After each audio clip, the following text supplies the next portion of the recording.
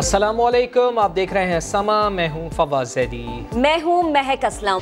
कराची वालों संभल जाओ, शहर में जानलेवा कोरोना वायरस दंदना रहा है। आज कराची में कोरोना से सबसे ज्यादा 8 हलाकतें हुई हैं। वजीर आला सिंध ने सूरत हाल बता दी है। कहते हैं 24 घंटे में 1520 टेस्ट किए, 182 मस्बत आए। पिछले 24 घंटों में 1520 टेस्ट हुए हैं। इस तरीके से टोटल टेस्ट की तादाद 24,458 हो गई है। कल तक 2,355 केसेस पॉजिटिव थे। पिछले 24 घंटों में 182 पॉजिटिव आए हैं।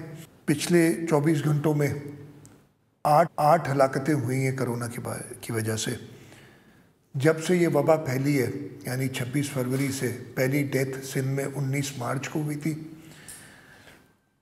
19 मार्च से लेके आज तक ये पिछले 24 घंटे हलाकतों के हिसाब से सबसे ज़्यादा डेथ्स हुई हैं। हमें मज़ीद जो आसानियाँ करनी होगी लोगों के लिए, लेकिन साथ साथ जैसे मैं हर वक्त कहता हूँ कि हमने एक नए तरीके से अपनी ज़िंदगी गुजारनी है जब तक कि इस वबा का इलाज हमें ना मिल जाए। वज़ीर आला सिंध ने कोरोना के दौरान सियासत से बाज रहने के लिए हाथ जोड़े तो सिंध में कायदे हिज़्ब इख्तिलाफ फिरदौस शमीम नकवी ने भी मुराद अली शाह के सामने हाथ जोड़ लिए। कराची में प्रेस कॉन्फ्रेंस करते हुए फिरदौस शमीम नकवी ने कहा, पीपल्स पार्टी ने मुल्क और सिंध का बेड़ा गर्क कर दिया है। बोले, हाथ जोड़कर कहता हूँ, सिंध में करप्शन बंद करो। कोरोना की वजह से हाथ मिलाना मोहतात हुआ तो सिंध की सियासत हाथ जोड़ने पर पहुंच गई। पहले मुराद अली शाह ने हाथ जोड़कर अपील की कि खुदारा अभी सियासत ना करें। इस वक्त मैं आपसे हाथ जोड़ के कह रहा हूँ, मगर सियासतदानों को मुराद अली शाह का हाथ जोड़ना भी सियासत ही लगा और पीटीआई सिंध के अपोजिशन वालों ने जवाब में हाथ जोड़कर करप्शन रोकने की अपील कर दी। उनसे हाथ जोड़ के कहता हूँ, पाकिस्तान का तुम लोगों ने बहुत बेड़ा गर्क कर दिया, सिंध का बहुत बेड़ा गर्क कर दिया। खुदा के वास्ते तुम हुकूमत हो, आवाम की तवक्कुआत को पूरा करो, पैसे खाने बंद करो। इंसाफ हाउस कराची में प्रेस कॉन्फ्रेंस करते हुए फिरदौस शमीम नकवी ने कच्ची आबादियों को कोरोना से बचाने के लिए मशवरा भी दिया। कच्ची आबादियों में सोशल डिस्टेंसिंग मुमकिन नहीं। जिस शख्स को हुआ है उसको तो आप ले जाएं आइसोलेशन सेंटर, और जो शख्स उसके साथ रहते थे उनको ले जाएं क्वारंटीन फैसिलिटी और उस इलाके को सील कर दें। एक तरफ कोरोना, दूसरी तरफ सियासतदानों का रोना। शहरी हैरान हैं कि सियासी महाज से कोरोना के खिलाफ जंग हो रही है या ये आपस में उलझे पड़े हैं। वज़ीर आला सिंध ने वफाकी वज़ीर असद उमर को जवाब दिया कि उन्होंने किसी मुआहदे की खिलाफ वर्जी नहीं की। वज़ीर आज़म इमरान खान और असद उमर ऐसा समझते हैं तो एहतजाज करता हूँ। वहाँ से उठते हैं, हम बाहर निकलते हैं और आधा घंटा भी नहीं लगता तो हमें ऐसे लगता है कि हमने कोई ऐसा फैसला कर दिया जो सबकी मर्जी के खिलाफ था। शाम को टीवी के ऊपर सियासत होती है, नहीं होनी चाहिए। क्या वफाक चाहता कुछ और है और सिंध सरकार करती कुछ और है? वफाकी वजीर असद उमर ने बगैर नाम लिए सिंध सरकार पर उंगली उठाई तो वजीर आला सिंध मुराद अली शाह ने जवाब दिया, अगर मुआहदे में किसी भी चीज की खिलाफ वर्जी की हो तो खुद जिम्मेदार हूँ। इन्होंने वजीर आजम और असद उमर से इस बयान पर एहतजाज भी किया। दूसरी जानिब वजीर आला सिंध ने SOPs पर अमल दरामद करने वाली 52 इंडस्ट्रीज को पैदावारी अमल शुरू करने की इजाज़त दे दी है, जिनमें साइट लांडी, कोरंगी, मलीर, बिन कासिम, कोटरी जोन की इंडस्ट्रीज शामिल हैं, जबकि कोरोना फंड्स के लिए महकमा सेहत के मुलाजमिन की तनख्वाहें नहीं काटी जाएंगी। कराची में मोटरसाइकिल की डबल सवारी पर पाबंदी में मजीद सख्ती कर दी गई है। अब ख्वातीन, बच्चों और बूढ़ों को भी मोटरसाइकिल पर लेकर नहीं निकल सकते। सहाफ़ी और पुलिस एहलकारों को भी इस्तिस्ना नहीं। शाहनवाज अली कादरी की रिपोर्ट। डबल सवारी अब नहीं अलाउ करेंगे मोटरसाइकिल पे, सिवाय अगर कोई खातून हो, फीमेल मेंबर हो किसी की, हम नहीं करेंगे। वो 3-4 बच्चों के साथ नहीं अलाउ करेंगे। 4 दिन बाद ही वजीर आला सिंध का ये फैसला और सख्त हो गया। अब खवातीन को भी मोटरसाइकिल पर साथ जाने की इजाजत नहीं। कराची वालों का खानदान में घूमने निकलने के लिए अब कोई बहाना नहीं चल रहा। बिला जरूरत खवातीन और बच्चों को साथ लेकर निकलने वालों को जगह जगह लगे पुलिस के नाकों पर रोककर वापस भेजा जा रहा है और कई शहरियों को तो पुलिस ने सजा के तौर पर कैंप में ही बिठा दिया। 100 से ज्यादा लोगों को रोककर जुर्माने के तौर पर 520 रुपए का चालान किया गया। चला मुझे रास्ते में बीमारी अस्पताल से आ रहे हैं। अच्छा। अभी पता चला, मुझे नहीं पता था। कैसे जाएंगे जब जाने नहीं देंगे तो भाई जाहिर सी बात, फिर अपने घर बैठेंगे। मजबूरी थी, जा रहे नहीं जाने दे रहे, घर जा रहे वापस। और क्या कर सकते हैं, हमारे आप ये बताए, परेशानी तो होगी ना। कराची वाले गुस्से में तो बहुत हैं, मगर अब भी पुलिस ने हल्का हाथ रखा हुआ है, वरना महकमा दाखिला सिंध ने वाज़े हिदायत की हैं कि मोटरसाइकिल की डबल सवारी पर बच्चे, खवातीन, सहाफी या पुलिस वाला जो भी निकला 6 माह के लिए जेल जाना पड़ेगा, जुर्माना भी होगा। कराची पुलिस चीफ ने अपने अफसरान और मुलाजमीन से कहा है कि पाबंदी पर खुद भी अमल करें और शहरियों से भी करवाएं। सिंध की कोरोना रिलीफ सरगर्मियों में टाइगर फोर्स शामिल करने पर वज़ीर आला सिंध ने चीफ सेक्रेटरी से वजाहत मांग ली है। टाइगर फोर्स शामिल करने का नोटिफिकेशन वापस लेने की हिदायत कर दी। इस हवाले से समा ने पीपल्स पार्टी के इम्तियाज़ शेख और PTI के उस्मान डार से बात की तो उन्होंने क्या जवाब दिया, इस रिपोर्ट में जान लेते हैं। सरकार ने तहरीक इंसाफ को साफ कह दिया, तुम्हारे टाइगर्स नहीं चाहिए। विफाकी हुकूमत का नोटिफिकेशन चीफ सेक्रेटरी ने आगे भेजते हुए सिंध की कोरोना रिलीफ सरगर्मियों में टाइगर्स को शामिल करने का कहा था। ऐसा नोटिफिकेशन आगे भेजने पर चीफ सेक्रेटरी से सिंध सरकार ने न सिर्फ जवाब मांगा बल्कि नोटिफिकेशन वापस लेने का भी कहा। सूबाई वजीर इम्तियाज शेख ने कहा कि हमारी अपनी पार्टी में लाखों कारकुन है। अगर पॉलिटिकल पार्टियों की जरूरत होती तो मतलब सिंध में तो पीपल्स पार्टी के पास वर्करों की माशाल्लाह इतनी तादाद है कि हमें किसी और पार्टी की जरूरत नहीं पड़ेगी। वजीर आजम के मुआविन खुसूसी उस्मान डार ने जवाब दिया, टाइगर्स जो भी हैं तो पाकिस्तानी। ये जो टाइगर फोर्स में अगर दीगर पार्टियों के नौजवान रजिस्टर हुए हैं तो ये बतौर पाकिस्तानी हुए हैं। ये टाइगर फोर्स पाकिस्तान के नौजवानों की फोर्स है, ये किसी भी सियासी जमात की फोर्स नहीं है। इम्तियाज शेख ने दावा कर डाला कि सिंध में घर घर राशन पहुंचा रहे हैं, उन्हें टाइगर्स की जरूरत नहीं। जब जरूरत नहीं है, इस वक्त हमारा बहुत सिलसिला अच्छी तरीके से चल रहा है, हम लोगों तक पहुंच गए हैं, घरों तक पहुंचे हैं हम। खास जो कफालत का प्रोग्राम उन्होंने शुरू किया वजीर आजम साहब ने, उसमें कर लें, क्योंकि उसमें आप देखें कि कितने हजारों लोग बाहर आते हैं। उस्मान डार ने ये भी बताया कि टाइगर्स में हजारों मेडिकल वर्कर्स हैं, क्या वो भी नहीं चाहिए? हजारों की तादाद में मेडिकल वर्कर्स जिनमें प्रोफेसर डॉक्टर्स हैं वो काफी तादाद में, वो सिंध के जो एक जज्बा लेके टाइगर फोर्स में आए हैं, क्या आप उनको भी नहीं लेंगे? बेहतरीन डॉक्टरों की टीम हमारे साथ मौजूद है और उसमें जो भी मेडिकल टीम जो है वो फ्रंट पे हरावल दस्ते के तौर पे हमारा साथ काम कर रहे हैं। सियासत का जवाब नहीं, अवाम की खिदमत किससे करवानी है और किससे नहीं, अवामी नुमाइंदों ने इसे भी मसला बना दिया।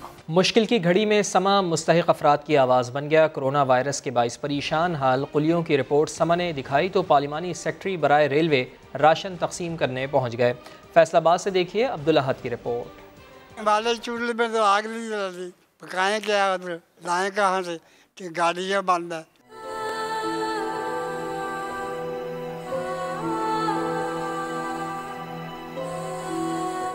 पैंसठ साल से फैसलाबाद रेलवे स्टेशन पे बोझ उठाने वाले कुल्ली बाबा नूर मोहम्मद की बेबसी को समा ने दिखाया तो हुकूमती नुमाइंदा को ख्याल आया। ट्रेन तो ना चली मगर पार्लिमानी सेक्रेटरी बराए रेलवे सैलानी के ताउन से इनके पेट भरने का सामान लिए पहुंच गए। समा टीवी ने जो है वो हमारी तवज्जो दिलाई। फैसलाबाद स्टेशन के ऊपर भी कुलीस मौजूद हैं और आपकी ही खबर के ऊपर जो है वो यकीनन इसके ऊपर एक्शन लिया गया। इसका क्रेडिट भी जो है वो समा को जाता है।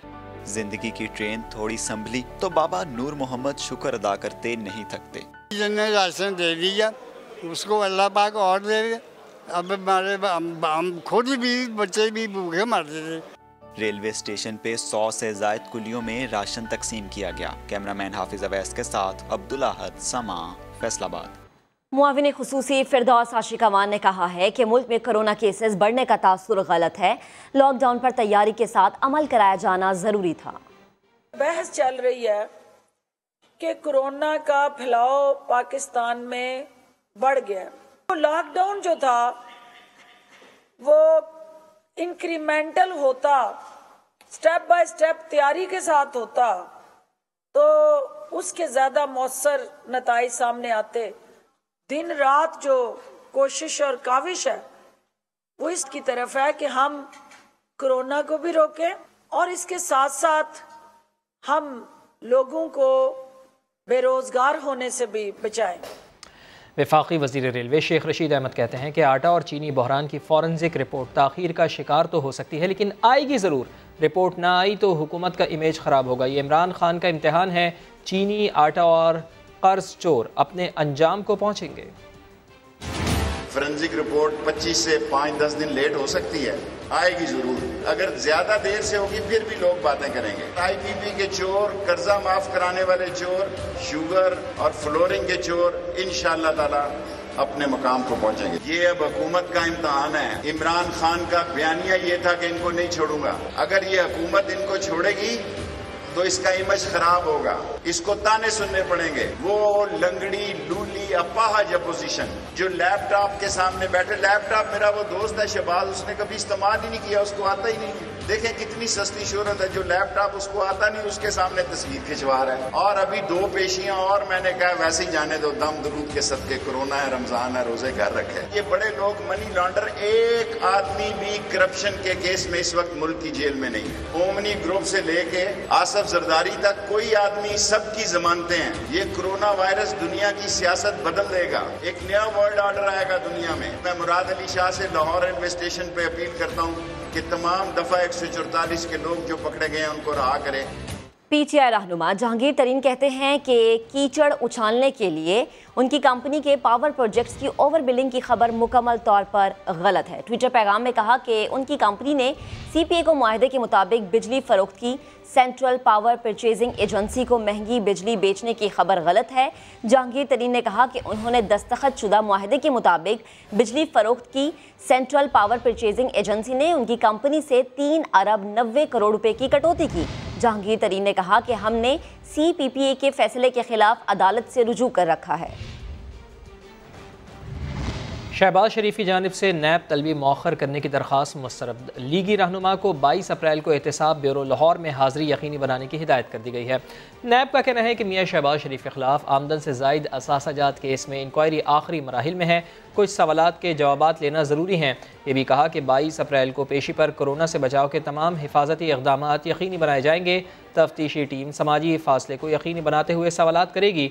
मियाँ शहबाज शरीफ ने गुज़िश्ता रोज़ लॉकडाउन ख़त्म होने तक तलब न करने की दरख्वास्त की थी। वज़ीर आज़म इमरान खान का ट्वीट सामने आया है। लिखते हैं, कोरोना की आड़ में भारतीय हुकूमत जानबूझकर मुसलमानों को निशाना बना रही है। मोदी हुकूमत की पुरतशद्दुद कार्रवाइयों के बायस हज़ारों मुसलमान भूख में मुब्तला है। मोदी हुकूमत का इक़दाम वैसा ही है जैसे जर्मनी में नाज़ियों ने यहूदियों के खिलाफ किया था। मौजूदा इक़दामात मोदी हुकूमत की हिंदूतवा और मुतसबाना सोच का सबूत है। वफाकी वज़रा अपोजिशन के खिलाफ बयानात से कोरोना वायरस को शायद खुश करना चाहते हैं। अमीर जमात इस्लामी सिराजुल हक कहते हैं कि बीमारी के बजाय विफाक और सिंध हुकूमत एक दूसरे से लड़ रहे हैं। रोते बच्चे उनकी तकरीरें सुनकर चुप नहीं होंगे।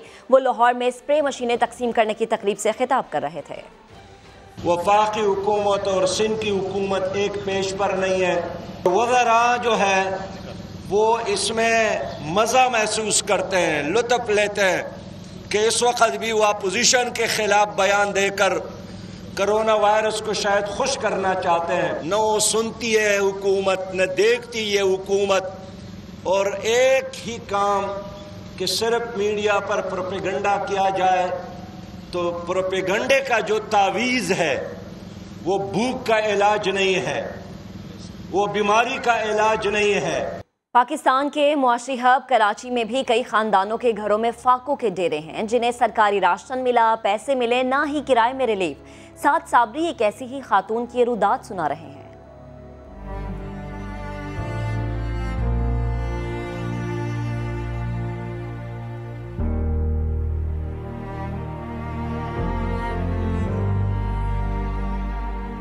जिंदगी जबरे मुसलसल की तरह काटी है, जाने किस जुर्म की पाई है सजा याद नहीं।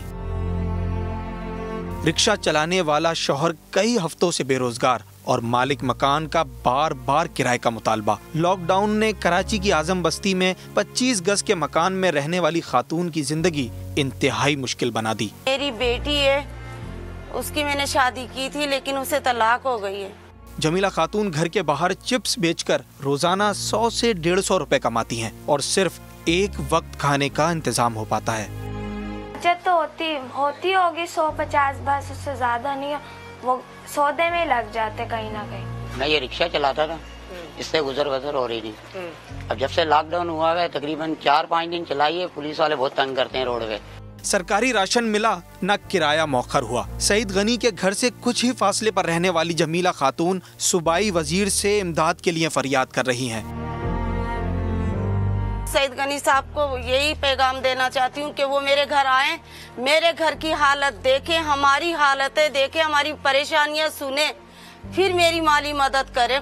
सिंध हुकूमत ने इमरजेंसी ऑर्डिनेंस जारी किया था जिसमें 50,000 से कम किराया मौखर करने का हुक्म दिया गया था, लेकिन इस पर अमल नहीं हो रहा। परेशानी क्या होती है ये कोई जमीला खातून से पूछे। भूख, बेरोजगारी जैसी एक के बाद एक मुश्किल ने इस बुलंद हौसला खातून को भी तोड़ कर रख दिया है। कहते हैं गरीब की सदा अर्श को भी हिला देती है, पर साहिबाने इक़्तिदार के ऊंचे महल्लात तक न जाने ये आवाज़ क्यों नहीं पहुंच पाती। कैमरामैन फरहान यूसुफ के साथ साबरी, समा, कराची।